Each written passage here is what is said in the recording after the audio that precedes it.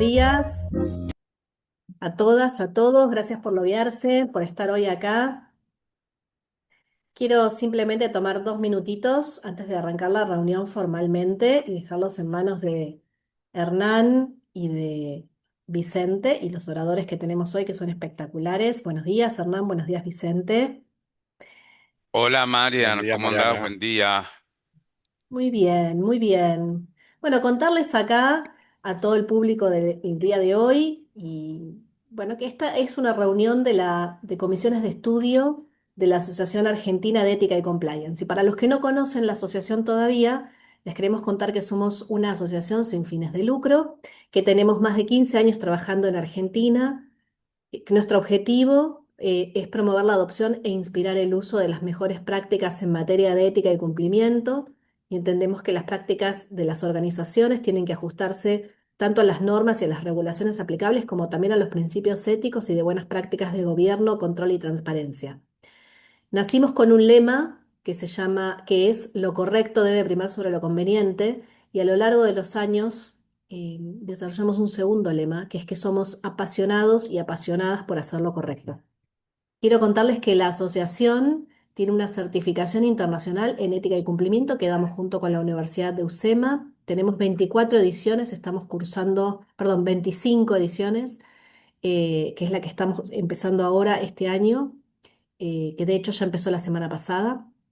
Tenemos más de 2.500 graduados y, bueno, por supuesto los invitamos a formar parte. Es una certificación internacional cuyo certificado lo dan no solamente para Argentina, sino también la Federación Internacional de Asociaciones de Cumplimiento, que se llama IFCA. La asociación también tiene 11 comisiones de estudio. Ustedes están hoy en una reunión de la Comisión de Penal Estratégico, de Compliance Penal Estratégico, pero también, para los que les interese, les quiero contar que tenemos una que hace Behavioral Compliance, otra que hace Data Privacy y Ética Digital, Compliance y Antitrust, Compliance en la industria financiera y FinTech, que tiene una reunión próximamente la semana que viene, un evento grande sobre antiterrorismo. Tenemos para los que les interesa Compliance y sector público, Compliance en salud, gestión de fraude corporativo, sistemas de gestión de compliance, compliance y sostenibilidad ASG y diversidad y cultura ética. Tenemos también un club del Compliance Officer que se reúne bimestralmente, generalmente los primeros jueves de cada mes. Si a alguien le interesa participar, tienen que ser profesionales SEC graduados.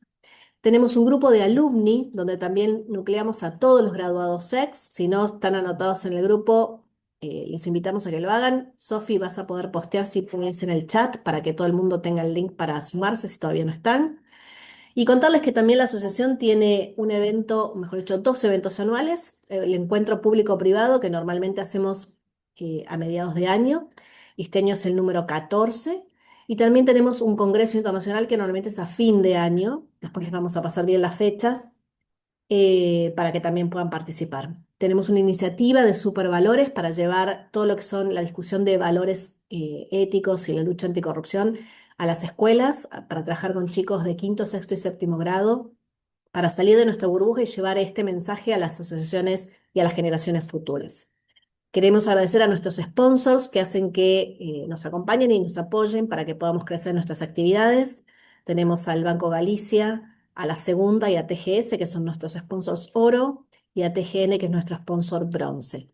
Desde ya, para todos los que no son socios, los invitamos a formar parte de la asociación, a asociarse, y a todos a seguirnos en redes y a partir de nuestras publicaciones para enterarse de las novedades. Y ahora sí. Los quiero dejar, sin más preámbulos, en manos de Hernán Munilla Lacasa y Vicente de Palacios, nuestros directores de la comisión. Bueno, muchísimas gracias Mariana por la presentación, las palabras introductorias, y por contar a la audiencia lo que hace la asociación, que es un trabajo tan valioso. Bueno, nosotros estamos encantados, la verdad, con Vicente de recibirlos. Les agradecemos por conectarse. Estamos contentos de reanudar las actividades de nuestra comisión. Y además, hoy que tenemos un tema que a los abogados nos concierne, nos atañe especialmente, ¿no? Em, Como habrán leído en el flyer. porque yo asumo que la mayoría de los que estamos aquí somos abogados.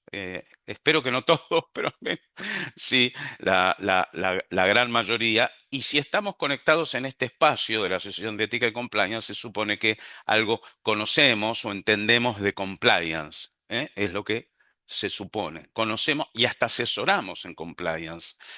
Y hasta podemos saber si un programa de integridad es correcto, es adecuado y podemos saber si está bien hecho, bien diseñado un protocolo de investigación interna.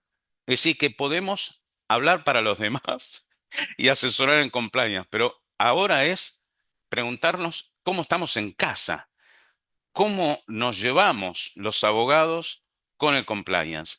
Y de eso trata un poco esta reunión.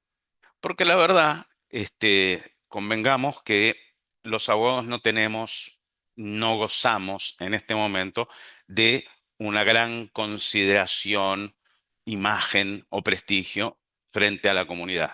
Yo no he hecho una encuesta, pero estoy seguro que es así y que todos podemos convenir en que es así, ¿no?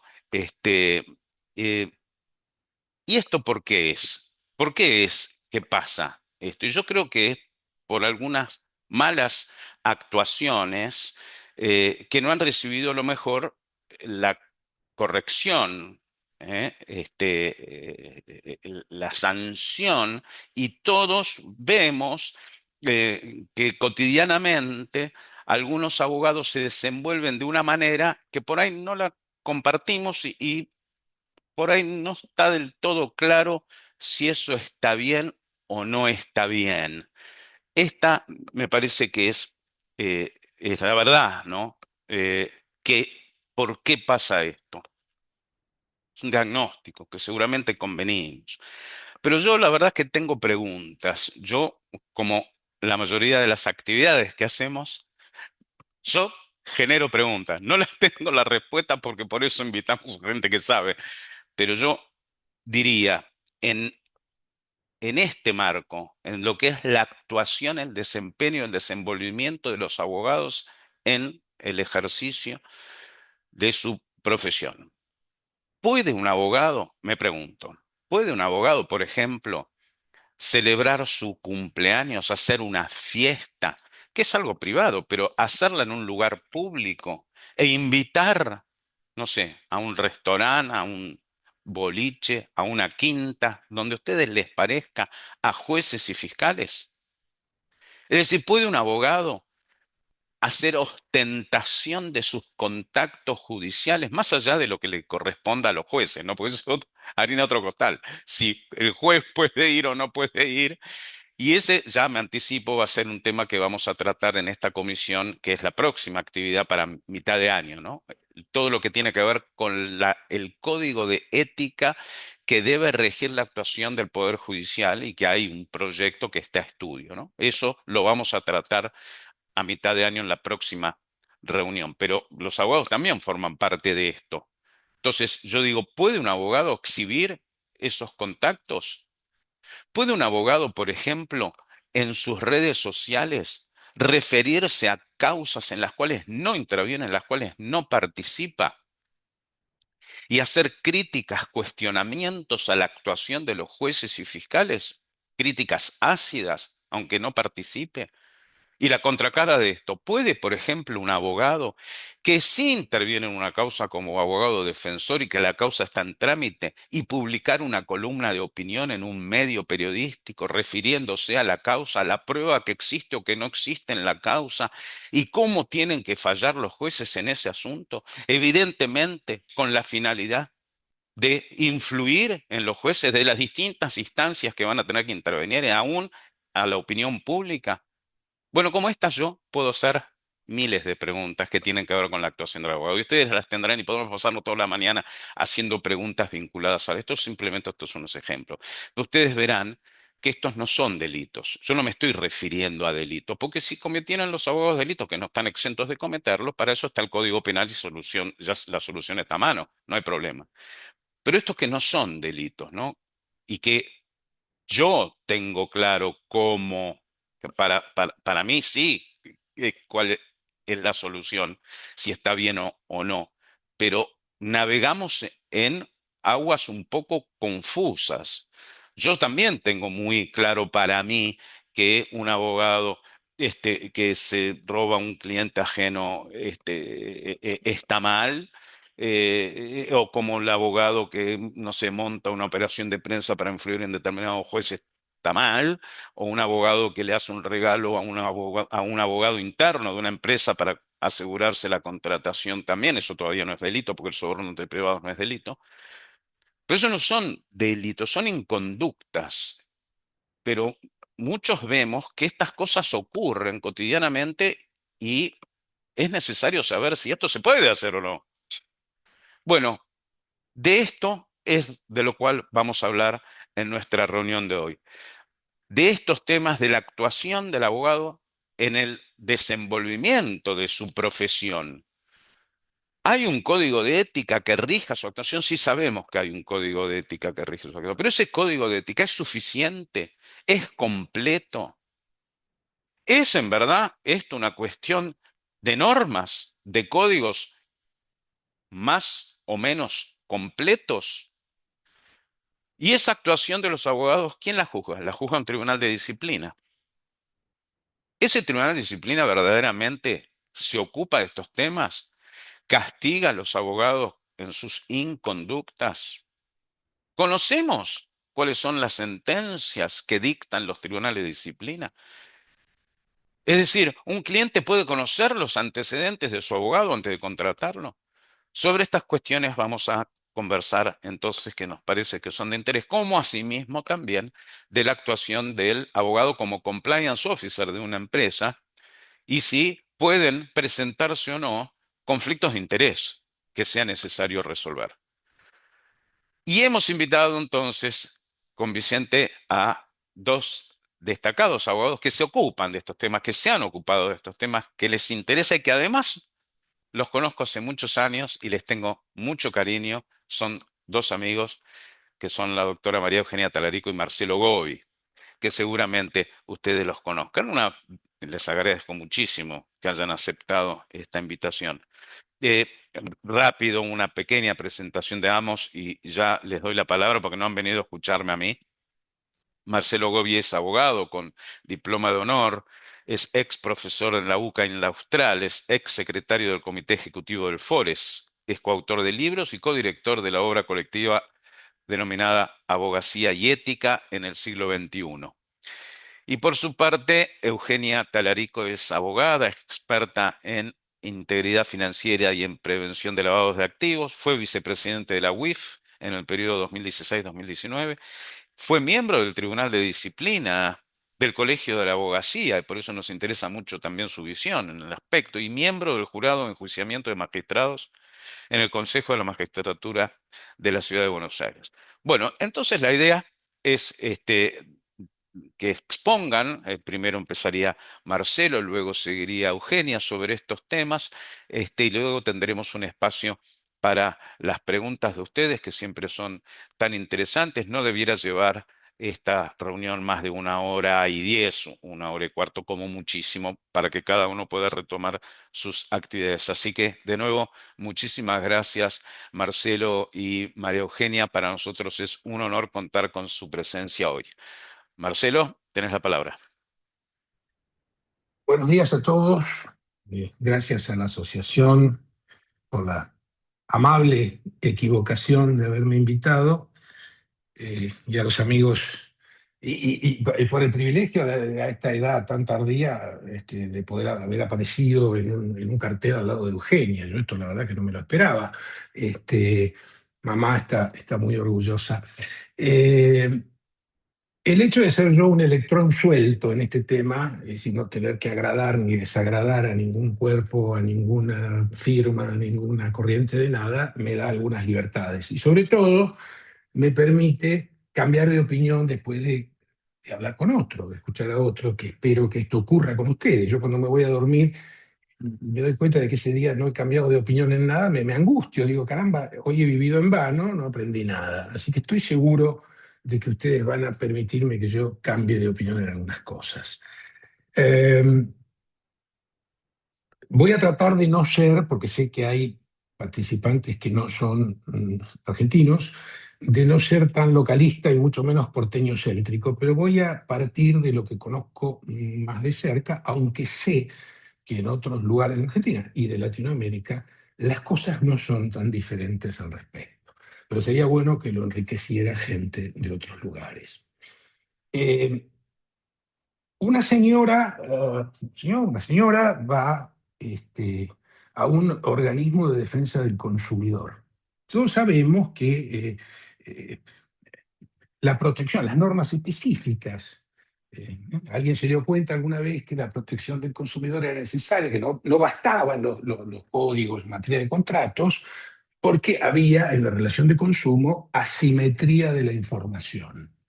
Y en ninguna parte hay tanta asimetría de información como en la relación entre un profesional y su cliente, paciente o lo que sea. La señora va a un organismo y dice, mire, tengo un problema con mi abogado que no me devuelve una escritura, un documento. Oh, eso está mal.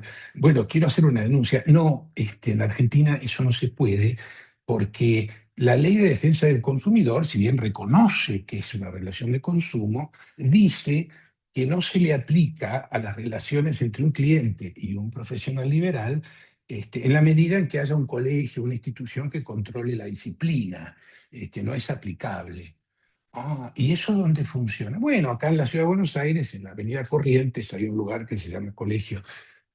La señora va al colegio y dice, mire, tengo un problema, que alguien no me devuelve una escritura, quiero que obliguen a que me la devuelva. No, mire, señora, nosotros no podemos obligar a ese abogado a que le devuelva ese papel, solamente podemos juzgar su ética.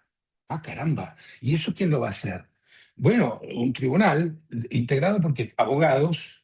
¿Votados por quién? Por abogados que hacen campaña diciendo que se dedican a la defensa de la abogacía. ¿Defensa contra quién? ¿Quién ataca? Bueno, nosotros, no sé, qué sé yo. ¿Y qué puedo hacer? Bueno, tiene que ir al tribunal de lo civil a iniciar un juicio ordinario, para lo cual necesita contratar un abogado. Otro. Ahí está casi todo lo que sale de esto. Yo soy de los que cree que no hay nada más práctico que una buena teoría y que por lo general las cuestiones que tenemos entre manos empiezan a solucionarse cuando vamos a los principios generales, a lo que en Argentina llamamos pan y manteca o pan y mantequilla en otros lados. Porque me parece que en esta cuestión un buen título sería Pocas ideas pero bien confusas.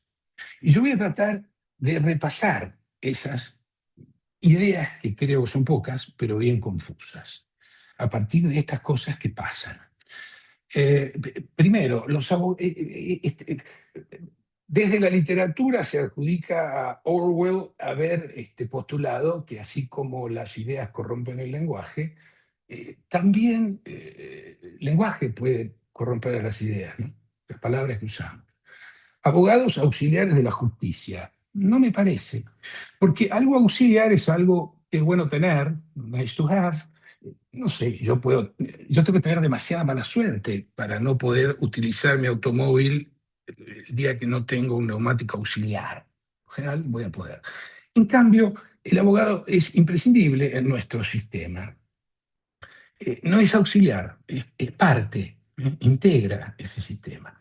Y me parece que lo integra con algunas incoherencias, ¿no? Por ejemplo, la ley penal permite que, que mi primo odontólogo se defienda solo cuando es imputado por un homicidio, pero no puede ir solo a discutir cuánto vale un guardabarros que le fue abollado.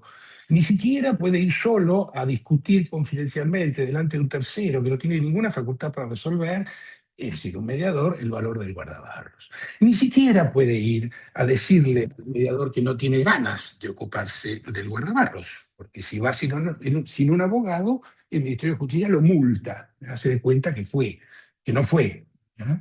Cuando en realidad fue una norma un poco psicótica. Entonces, en materia de abogados no solo hay incumbencia, sino que hay algo más fuerte, obligatoriedad de contratación. Entonces, primer problema terminológico auxiliar. Segundo, hablamos de ética, normas éticas, control ético. No estoy de acuerdo, yo prefiero usar disciplinarios, porque nadie tiene facultades para juzgar la moralidad de un individuo. Esas normas son jurídicas, tan jurídicas son que acarrean sanciones, multa y hasta la prohibición de ejercer el derecho constitucional a trabajar. Eh, Otro problema que creo que tenemos todos, no por ser torpes y deshonestos, sino por ser humanos, es lo que el psiquiatra Maslow, curioso hablar de abogados y psiquiatría, pero Abraham Maslow para algunos definió, para otros simplemente popularizó la llamada ley del instrumento. Es la que dice que todos exageramos la utilidad de la herramienta que sabemos manejar, ¿no? Aquello de que el que vende martillos cree que todos los problemas son clavos y anda martillándolo todo por la vida. Los abogados estamos familiarizados con el manejo de las normas, no las normas de costumbre, las normas escritas, la estructura lógica de imputación, ¿no? La relación lógica de imputación, si ocurre A, corresponde B. Y tenemos ilusión normativa. Nos parece que cambiando la norma cambiamos la realidad. Es decir, que si nosotros adoptásemos en la Argentina, por ejemplo, la ordenanza de tránsito de Copenhague, el tránsito de Buenos Aires, Córdoba, se convertiría en algo ordenado, seguro, no contaminante, etc. Bueno, eso no ocurre. ¿Por qué? Porque tenemos una confusión entre las normas y las instituciones. Las normas están razonablemente bien, lo que falta es la institución. Y la institución para mí es la norma que opera en la realidad. O, dicho de otra manera, la realidad que se parece bastante a lo que dice la norma, ¿no? El juez de la Corte Suprema, Antonín Scalia, decía que la Constitución de la Unión Soviética en época de Stalin no solo contenía todos los mismos derechos que el Bill of Rights de la Constitución estadounidense, algunos más. O sea, uno leía la Constitución soviética y encontraba, se imaginaba un país con muchísimos más derechos individuales que los Estados Unidos, en la época de Stalin, ¿no? Entonces, me parece que vamos a ver qué pasa en la Argentina. Hernán habló de la suficiencia o no de las normas. Me parece que siempre las normas son actualizables, siempre hay que refrescarlas, siempre. En Argentina, por ejemplo, hay muchos colegios de abogados que se rigen por las famosas reglas de la ética profesional de González Sabatier. González Sabatier fue un abogado de Rosario del año 30, que escribió estas reglas, que aprobó la Federación Argentina de Colegios de Abogados, y si ustedes la leen, bueno, le va a costar reconocer un abogado de los que conocen, ¿no? Ustedes mismos, si es que lo son. Ahora, un, un código de ética o de disciplina, de ontología de abogados tiene que decir, por ejemplo, que el abogado tiene que estar familiarizado con la tecnología para asegurarse la confidencialidad de la información del cliente que guarda o que pone en la nube o cómo se comunica, etcétera. Y es mejor si lo dice, pero la verdad que el deber de diligencia parece suficiente. No hace falta que un código deontológico para odontólogos, aunque parezca un juego de palabras, diga que el señor tiene que leer bien el manual de un torno eléctrico cuando deja de usar un torno a pedal. Entonces, me parece que el problema es la ejecución. Ahora sí me voy a referir a lo que tenemos más cerca, que es el control disciplinario de los abogados en la Ciudad de Buenos Aires, que no difiere en lo sustancial del resto de los que he visto en Argentina y muchos en Latinoamérica. En el material que le vamos a entregar hay un trabajo mío donde analizo lo disfuncional que me parece este sistema, es decir, las normas puestas a rodar, puestas a andar. Me parece que el problema es el diseño institucional. Y aclaro en lo que se refiere a la Ciudad de Buenos Aires, que yo he trabajado en muchas causas disciplinarias, a veces visiblemente, a veces en las sombras, ayudando realmente a algún denunciante, pero no solo, y me he encontrado con jueces muy serios, muy profundos, muy dedicados, como todo tribunal, todo abogado frente a todo tribunal. A veces me ha agarrado la cabeza con cosas que me parecían descabelladas, que han resuelto, pero esa es la excepción. Es decir, me he encontrado en una abrumadora mayoría con gente seria que intenta hacer bien las cosas. Pero el problema es el diseño institucional, y es el famoso problema del doble sombrero. dejar el control disciplinario a los colegios de abogados es dejarlos en manos de instituciones que tienen un conflicto objetivo de interés, por más que lo lideren la gente más proba y más sabia del mundo. El famoso doble sombrero, que es ser al mismo tiempo una entidad, una agencia de regulación y control que ejerce facultades delegadas por ley, repúblicas, estatales, respecto de una actividad, y al mismo tiempo ser el sindicato, el gremio de uno solo de los jugadores de esa actividad, los oferentes. Bueno, van a ver ustedes que eso choca todo el tiempo objetivamente, y el diablo mete la cola cuál de los dos sombreros gana. Por eso también la ley de servicios legales de Inglaterra y Gales de 2007, que nadie le prestó demasiada atención, intentó obligar a las EMS, que además no son monopólicas, se pueden elegir, las que agrupan a los barristers, diseñar estructuras y procesos para saber cuándo actúan como una agencia de regulación y control y cuándo actúan como un gremio. Es decir, porque uno no le confiere la Secretaría de Comunicaciones a la Cámara de la Industria de las Telecomunicaciones, y no le confiere la Secretaría de Agricultura a la sociedad rural argentina, que son los ruralistas. Entonces, ese doble sombrero produce colisiones todo el tiempo. Por ejemplo, eh, repito, el llamado código de ética me parece razonablemente bien, por supuesto, puede ser, tiene alguna cosita, pero básicamente no es un programa normativo. El problema, como siempre, es cómo se echa a andar. Los colegios eh, eh, aprueban libérrimamente estas normas, y aprueban también libérrimamente el procedimiento, el reglamento para hacerlos andar. Alguien dijo alguna vez que para saber cuánto se respetan los derechos humanos en un país no hay que ver la Constitución ni el Código Penal, hay que ver el Código Procesal Penal, ¿no? Es donde el diablito mete la cola. En la ciudad de Buenos Aires, por ejemplo, esto tiene una enorme contaminación gremial, enorme, desde que el denunciante no es parte, desde que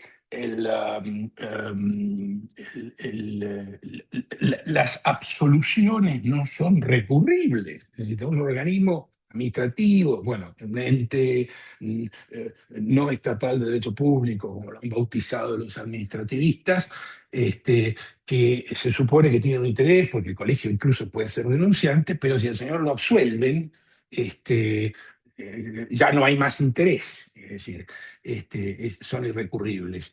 Es un tribunal, y aquí está el punto más importante a mi juicio, son en la Argentina todos los tribunales de disciplina, en el caso de los abogados, eh, son,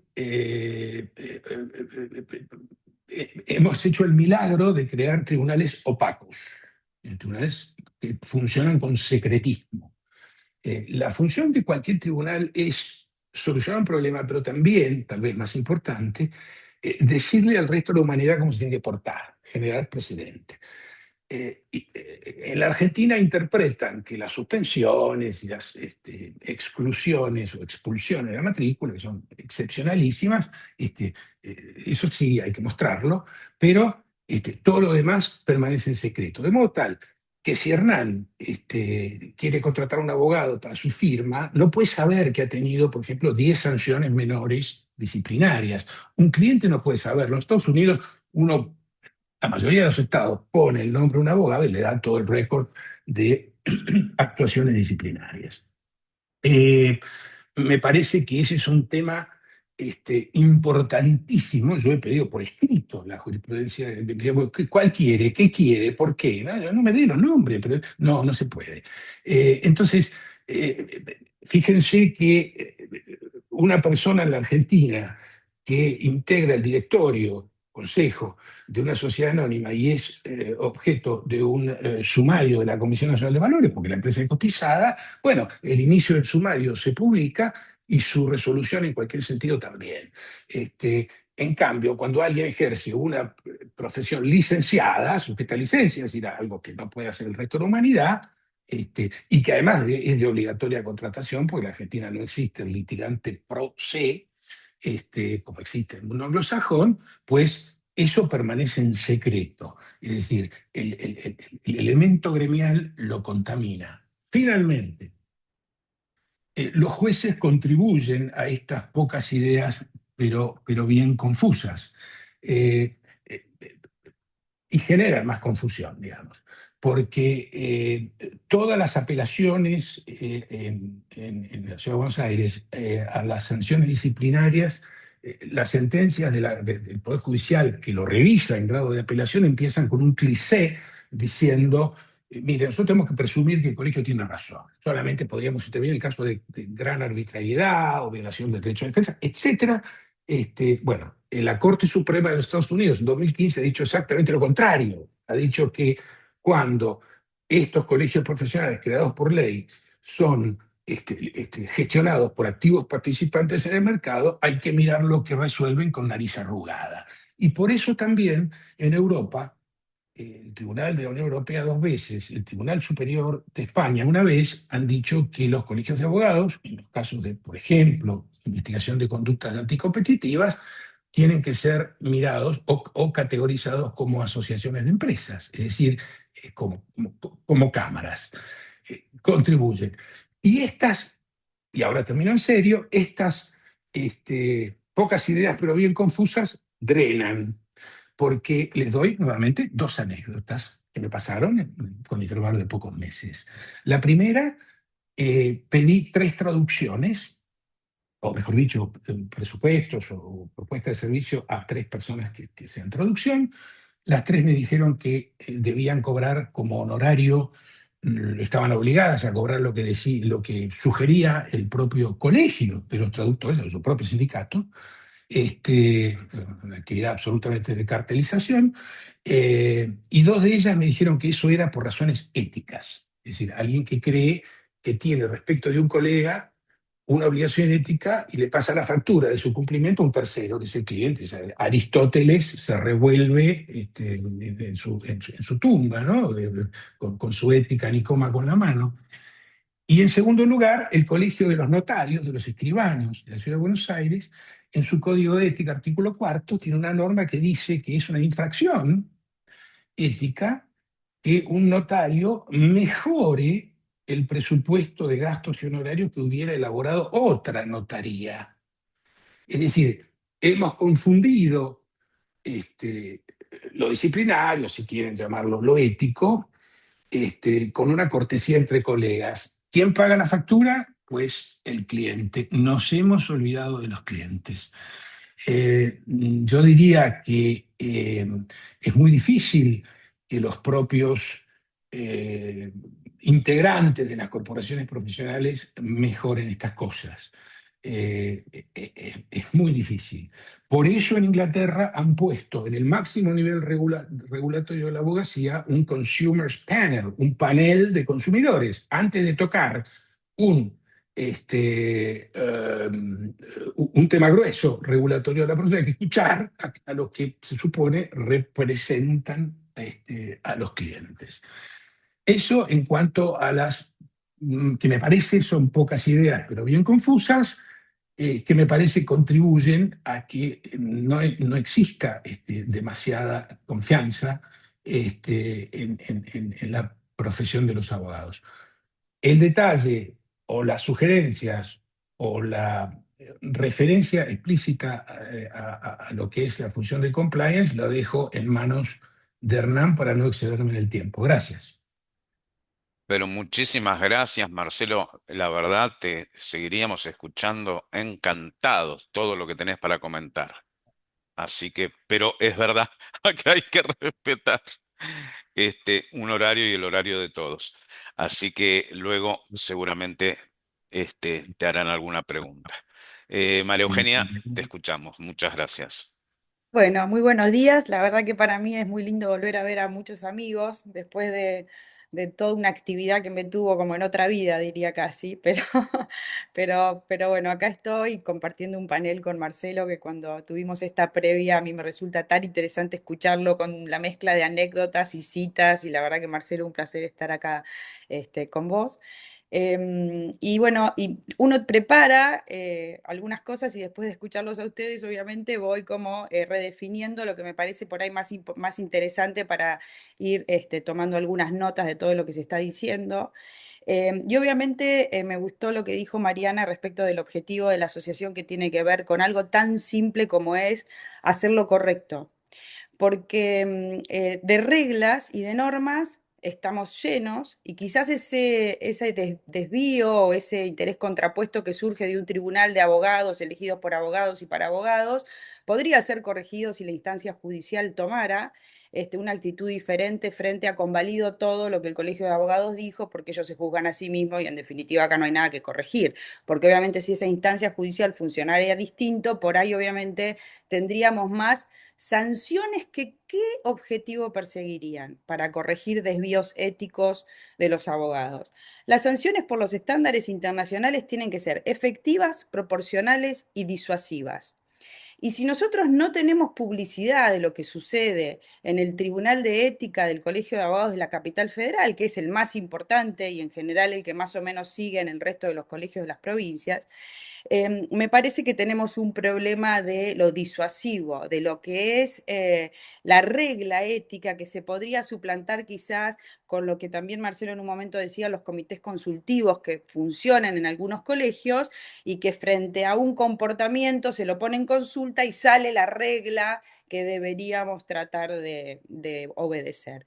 Entonces, hoy si uno entra a la página del Colegio de Abogados, cuesta encontrar al Tribunal de Disciplina, quiénes son, y han empezado a hacer unas publicaciones, pero que cuesta mucho encontrarlas y que cuesta mucho encontrarlas por temática, y entonces hay que buscar y apletar y hacer el clic para saber un poco cuál es el criterio general, y ahí uno se encuentra con una jurisprudencia que habla, obviamente, de una cuestión muy importante como es el secreto profesional y las confidencias que uno se entera por estar en un asunto o en un conflicto, tanto de la propia parte como de la contraparte, lo que en algún punto debería funcionar como una limitación de esto que estamos viendo hoy escandalosamente con abogados en los medios de comunicación, en las redes sociales, ventilando un montón de situaciones que se vinculan con el conocimiento que tiene de algunas cuestiones y que estarían amparadas por el secreto profesional. Hay mucho fallo de esto, pero no con el impacto que hoy tiene esta nueva mediatización, tanto televisiva como en medios públicos como en las redes sociales, ¿no? Después hay muchas cuestiones que tienen que ver con conflictos de intereses o intereses contrapuestos, pero en general en un tribunal formado por abogados que podríamos definirlos como a veces se definen ellos mismos, más de a pie. Necesitamos más abogados corporativos que se involucren en la elección, porque obviamente la visión de las infracciones éticas desde el punto de vista de abogados corporativos es diferente que la que puedan tener la visión para juzgar, obviamente, comportamientos los abogados de a pie. Esto con el tema de las reglas de la ética que están ahí. Tenemos un tribunal quizás con estas deficiencias que Marcelo ya enumeró, pero yo voy a un tema más central y por la publicidad vuelvo un poquito más para atrás, porque Marcelo decía de otros países donde uno aprieta el nombre del abogado y sabe los antecedentes, ¿no? Y qué bueno es eso para los clientes.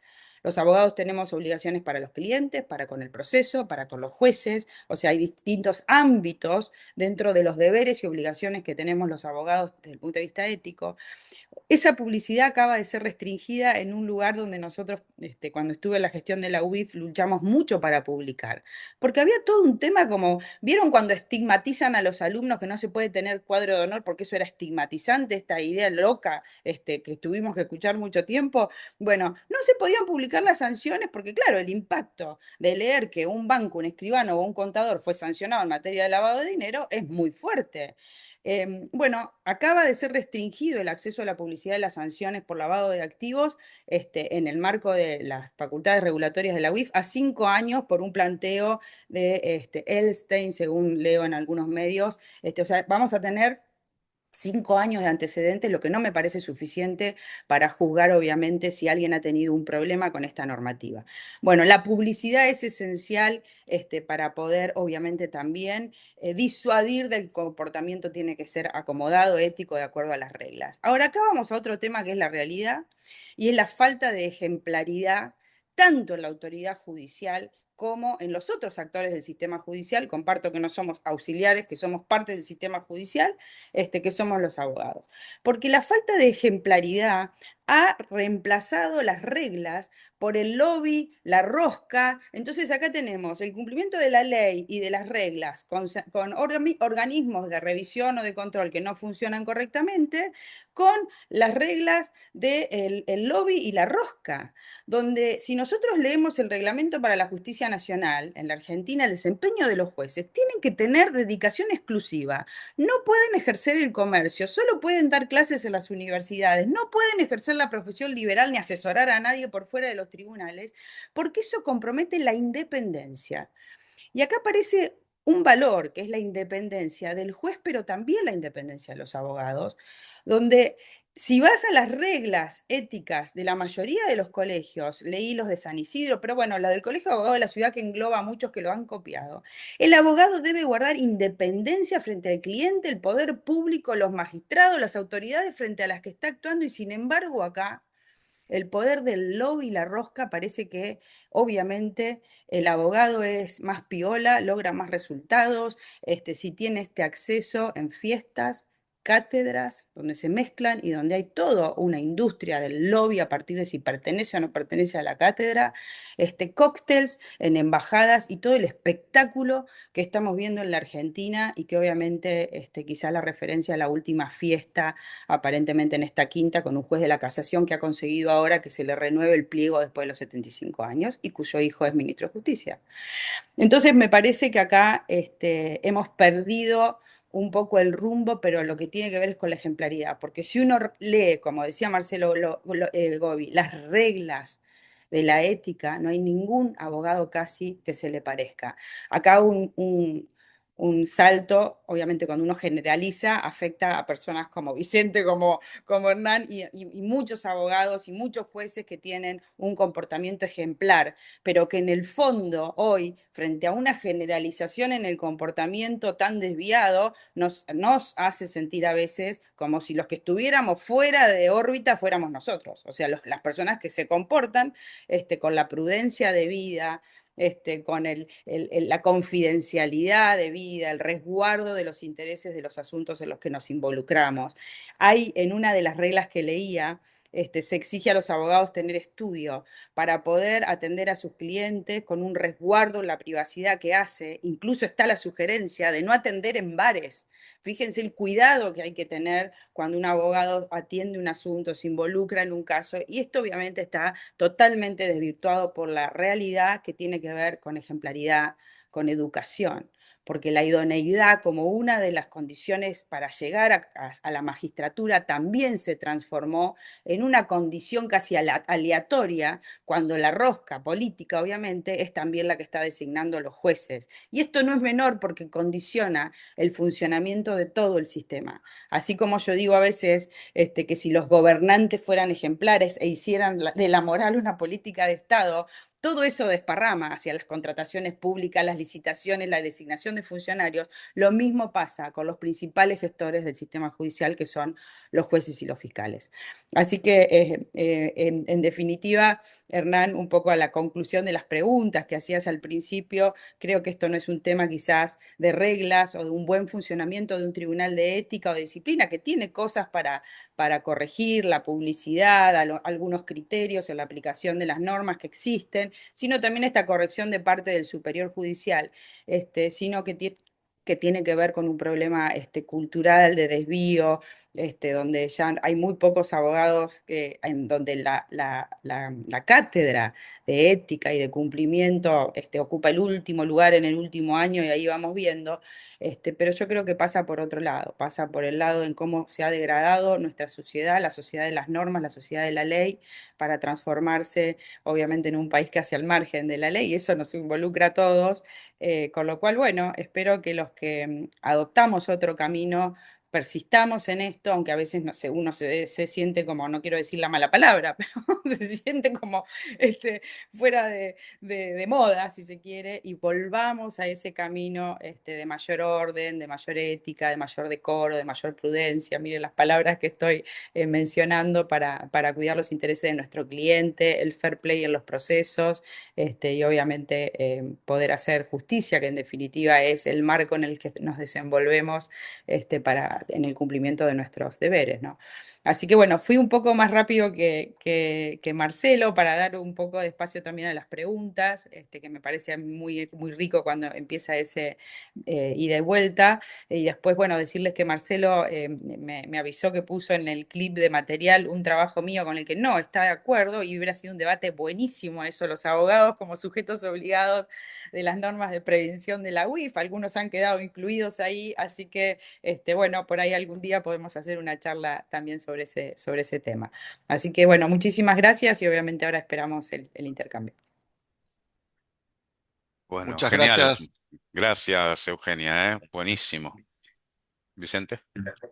Sí, quería arrancar yo con alguna pregunta con Eugenia. Tengo una también para Marcelo y hay alguna también ahí que estoy viendo que subió alguno de los oyentes. Eugenia, la pregunta era un poco por lo que empezaste tu charla, que era el tema de la publicidad. Te referiste a publicidad con algunas sanciones de la UIF. ¿Cuál crees que sería el escenario ideal o el que debía prevalecer respecto de los abogados? Porque yo me quedé pensando en algún momento alguna sensación de derecho al olvido también para el abogado, ¿no? Que se mandó alguna macana en algún momento, pero que ese antecedente que es público debiera sacarse en algún momento. ¿Vos crees que no, que debiera ser público? Y la segunda parte sería, ¿la publicidad es solo de las sanciones o debiera haber publicidad de los procedimientos también? De ambas Bueno, cosas. gracias, Vicente. Los procedimientos tienen también medio un secretismo y además tiene poca participación de partes, porque el denunciante quizás logra alguna información, pero no es parte, denunciaste y después no sabes mucho lo que pasa, te citan, probablemente alguna audiencia, pero la verdad que el interesado, cliente y todo debería poder tener algún acceso. Si no se quiere complicar mucho el tribunal, bueno, que te limiten las facultades, pero debería poder estar en ese proceso, que además tienen que ver lo que es el tribunal, ¿no? Funcionan, graban, tiene toda una mise en scène muy interesante. Entonces, durante el proceso, no sé, porque ahí puede ser que la gente por ahí malinterprete cuestiones, son algunas muy técnicas, pero la sanción es un hecho, te van a discutir si tiene que estar firme o no tiene que estar firme, bueno, podemos discutir si tiene que estar firme y por cuánto tiempo la vamos a mantener publicada. 5 años me parece muy poco, uno es uno y sus circunstancias, si te sancionaron, debería publicarse la sanción y las razones, porque también la persona que lee debe poder ponderar si fue retención de documentación, si te quedaste con plata del cliente, si defendiste intereses contrapuestos, o sea, ¿quién sos vos y qué pasó para que se te imponga una sanción de esta naturaleza, ¿no? Si te equivocaste y fue un error de juventud, lo lamento mucho, sos vos y tus circunstancias, y has provocado, para que provoques una sanción a todo esto del Tribunal de Disciplina, realmente suspenden Una en macana muy grande. poquitas ocasiones, excluyen en caso de condena firme o después de 5 suspensiones, así que imagínate que, pero yo creo que es la publicidad con la claridad de las cuestiones que han resultado involucradas y podemos discutir el plazo de la publicidad, obviamente, y si va a estar firme o no, lo que me parece que es razonable, ¿no? Sí, a partir de lo que dijiste, Eugenia, ahora es para Marcelo una pregunta. Eugenia recién habló de cuestiones técnicas, ¿no? Que se debaten en el ámbito del procedimiento y vos, Marcelo, sostuviste, hablaste del gremio y de que hasta donde te entendí, las normas estaban más o menos bien, pero había una cuestión de diseño institucional. Y en algún momento te referiste a que hay un tema de gremio o de juzgar a pares, o esto es lo que interpreté yo. Sí, sí. Y acá viene la pregunta, ¿cuál sería para vos el escenario ideal, teniendo en cuenta que hay cuestiones técnicas, jurídicas, ¿no? Que me imagino que interpretación de normas y demás, ¿quién debería ser el que juzgue a los abogados? ¿Algún otro profesional? ¿Abogados de otros ámbitos? No, de todos los sistemas que conozco me parece el mejor el norteamericano, donde las Bar Associations tienen una función consultiva, pero lo juzgan los jueces. Y de hecho, Cuando hablamos de sanción ética, no, son jurídicas, porque son revisables por tribunales en la Argentina. Son revisables las sanciones, no las absoluciones. Ahí el diablito metió la cola. Por jueces del Poder Judicial, no por moralistas o consejeros espirituales, párrocos, rabinos, nada de eso. Entonces, de todos los sistemas, yo creo que es el mejor. Eh, es el mejor. Eso tiene que ser. En Estados Unidos no distinguen tanto lo puramente ético, deontológico, de lo jurídico. Las infracciones éticas las consideran además inejecutables, digamos, acuerdos unenforceable, inejecutables y demás. No tienen esa distinción. Por supuesto, hay cosas que son puramente disciplinarias. Pues yo tomo contacto directo con la contraparte prescindiendo de su abogado, lo coloco en inferioridad porque no está asesorado. Bueno, eso no es un delito. Otra cosa sí, como por ejemplo el prevaricato, intereses contrapuestos, secreto, etcétera. Pero fíjense que en este asunto que yo mencioné, aludí, no lo mencioné, del 2015 de la Corte Suprema de Estados Unidos, que atiende 70, resuelve por sus méritos 70, 80 casos por año, con lo cual se toma el tiempo para estudiarlo, entonces deberíamos aprovechar ese esfuerzo ajeno y mirar un poquito más allá de nuestras fronteras. Este, un caso muy interesante del 2015 resolvió la Corte Suprema de Estados Unidos en un caso de un colegio público creado por ley de dentistas, ¿no? No era un tema de disciplina, ¿no?, de ética, sino un tema de incumbencias. Tipos pretendían que en los centros comerciales no pudieran prestar el servicio de blanqueamiento de dientes si no eran odontólogos, una cosa así. Y entonces se metió a la Federal Trade Commission como autoridad de competencia, le hizo un planteo de anticompetitivo, este, y más allá del fondo, lo que dijo la Corte es que cuando los colegios creados por ley, con facultades públicas, etcétera, son dirigidos por activos participantes en el mercado, active participants in the market, este, hay que mirarlo con escrutinio estricto porque tienden naturalmente a comportarse más como una cámara empresaria o como un gremio, como representante de grupo de interés, que como una autoridad pública que tiene que ver el bien común, los consumidores y otras cosas. Entonces, eso también lo ha resuelto el Tribunal de la Unión Europea 2 veces, ¿no? Dijo, deben ser considerados asociaciones de empresas en los términos del artículo tal del Tratado de Funcionamiento, no de Constitución, de la Unión Europea. Entonces, me parece que hay que mitigar esa cuestión gremial. Puedo dar ejemplos concretos de situaciones, de resoluciones en las que entonces, yo he participado, donde claramente la defensa de la abogacía y este tipo de cosas, es decir, el diablito metió la cola en la parte gremial. Eh, Me parece muy importante, si puedo, algo que dijo Eugenia. En muchos lados existen las opiniones consultivas o las opiniones éticas, como le llaman en Estados Unidos, que son muy profundas, que son muy meditadas y que sirven como guía. Esa sería una cuestión muy, muy útil que los colegios profesionales de cualquier profesión pudieran producir ese material que no tendría más fuerza que la de su propia seriedad, ¿no es cierto? Este, hay mucho de eso para aprender si miramos un poquito más allá de nuestro barrio.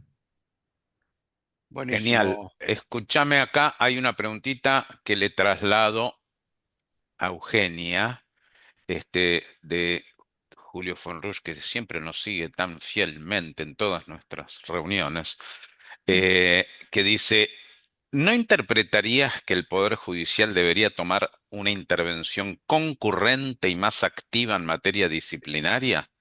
¿No recomendarías que intervengan y apliquen medidas y luego las comuniquen al colegio? Que tiene que ver con lo que estamos hablando, ¿no?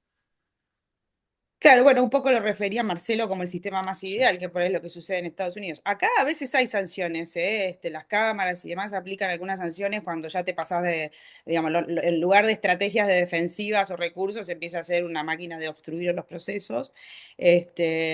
Después, bueno, otra vez, ¿no? ¿Qué jueces? Porque el contencioso administrativo federal es un fuero también que está más solapado, pero tiene muchísimos cuestionamientos.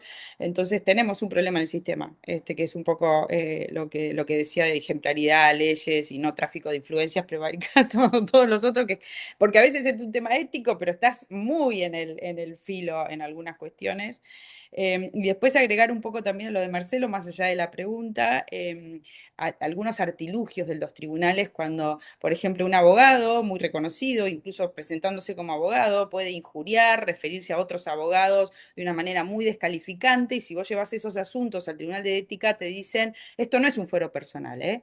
O sea, obviamente no es un fuero personal si un abogado supuestamente, bueno, comete un accidente de tránsito, tampoco lo sería si libra cheques sin fondos. Entonces, ¿cuál es el límite de que te mandan al archivo diciéndote esto no es un fuero personal? Entonces hay cosas que acá no entran porque tenemos que ver un poco el impacto en el prestigio profesional. Y ahí cuando se van para ahí, es la ventana de oportunidad de cuánto impacto hay en la confianza pública hacia nuestra profesión, en obviamente la reputación mala que tenemos los abogados frente a sacarse de encima del Tribunal de Disciplina muchísimos asuntos públicos de abogados con la cuestión de que tampoco es un fuero personal y protegen, también como con un cliché, el libre ejercicio de la profesión y la libre expresión.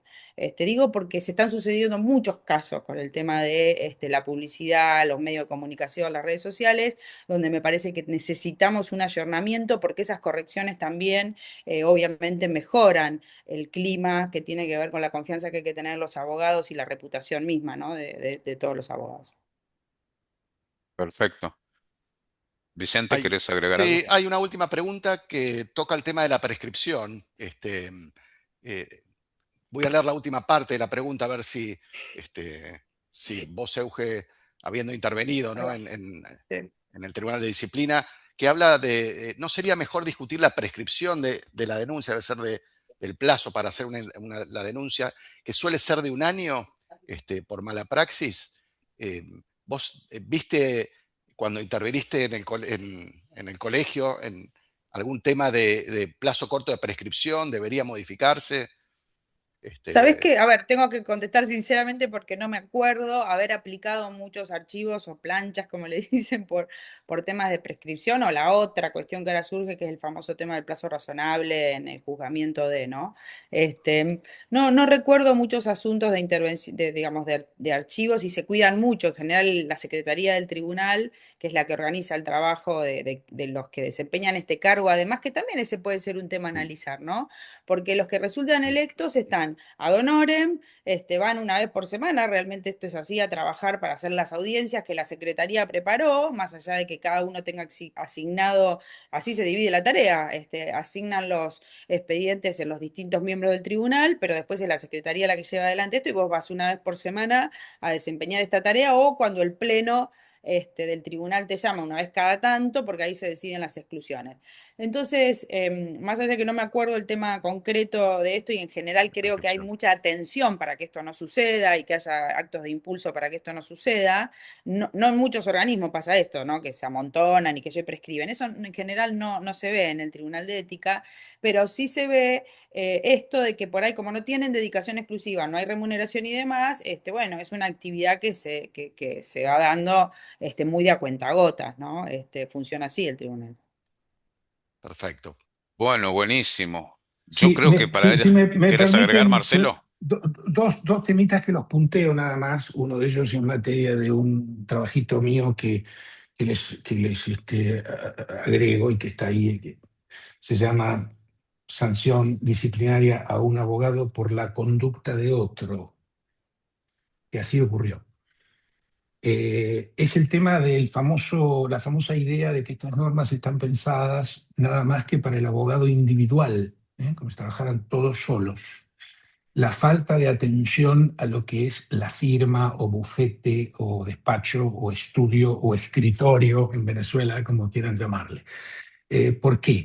porque en la Argentina, como en todo el mundo, como en todo el mundo y también en los Estados Unidos, la mayor parte de las firmas de abogados no son sociedades de verdad, son sociedades de gastos, son abogados que cada uno hace sus cosas, comparten estructura. Eso no tiene absolutamente nada de malo desde el punto de vista deontológico, pero el tema es que el cliente no lo sabe, ¿eh? El cliente cree que López y García son socios y que no sabe que García puede llevar un tema contrapuesto. El famoso tema de la sociedad aparente, ¿no? De la sociedad aparente por los acuerdos de compartición de espacio, que llaman en Estados Unidos Space Sharing Agreements. Hay muchas normas para hacer higiene de esto. Lo primero es que el cliente tiene que saberlo. En segundo lugar, no usar los mismos archivos, no usar la misma persona administrativo, en fin, hay una cantidad de cosas.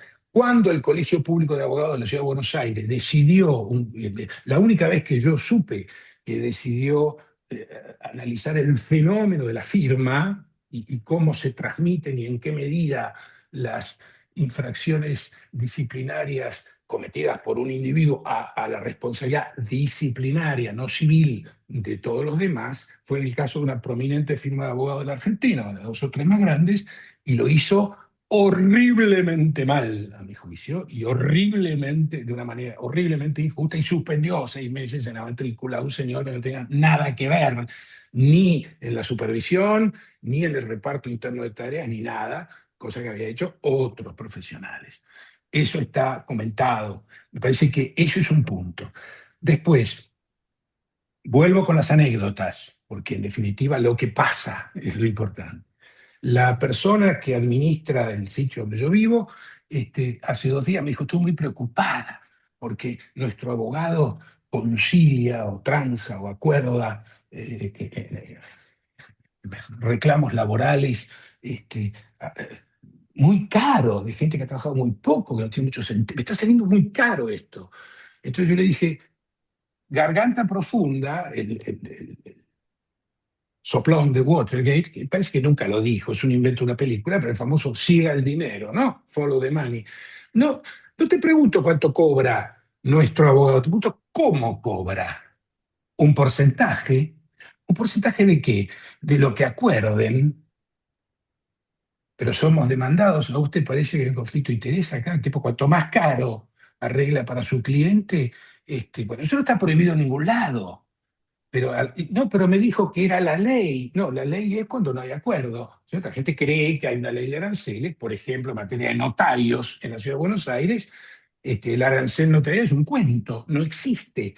No está dictada la ley que hace falta dictar según la ley, y los notarios ponen lo que a ellos les gustaría, y entonces, no, este es el arancel de los notarios. Bueno, una barbaridad. Último, ¿qué pasa en la realidad a doña María o a don Pepe en este tema?